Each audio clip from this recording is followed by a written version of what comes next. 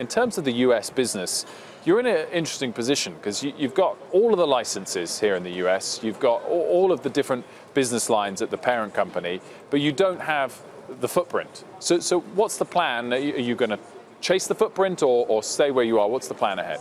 So I think for us, the way we think about this is where the clients are. And the great thing about the United States for HSBC is the United States has so many international prospects. True on the commercial side, also true on the retail side. And you're right, we have a limited footprint, so the idea of using fintechs as an example is a way to just expand the channel and acquire more customers. And clearly there's a couple of things going on in the space here. You've got a BB&T and SunTrust merger, you could be buying branches in that ilk, or you've got Goldman Sachs going after the getting customers just by the fintech space. So you're going after the latter purely, is that right? So we think about organic growth in the United States right now, and as an opportunity for us, we think it's quite big. I mean, I'll give you a couple of numbers. There are 16,000 companies in the United States that do at least $30 million worth of importing or exporting, and so we can help them banking in different parts of the world. They want us in the banking group for that reason. And interestingly enough, there are 40 million people that live in the United States that basically came from one of the diasporas around the world.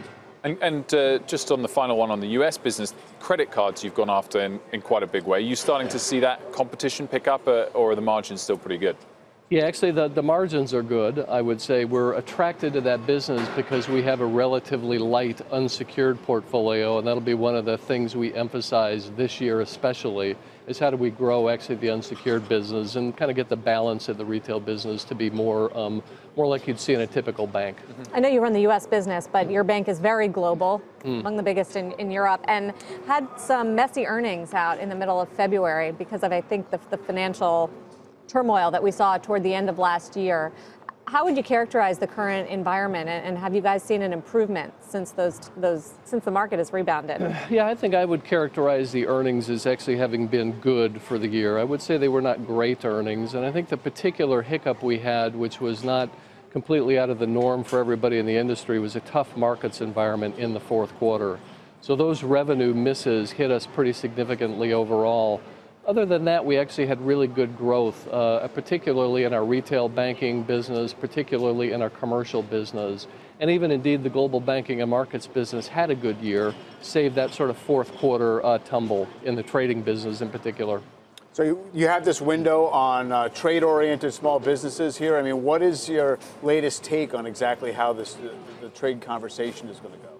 So look, I would say the way we view this is if you talk to the clients, you're going to get something like around the world, you're going to get 75% of them believe that trade is actually going to be a very positive force for their business in the coming years. In the United States, it's slightly higher percentage, that is actually 80%.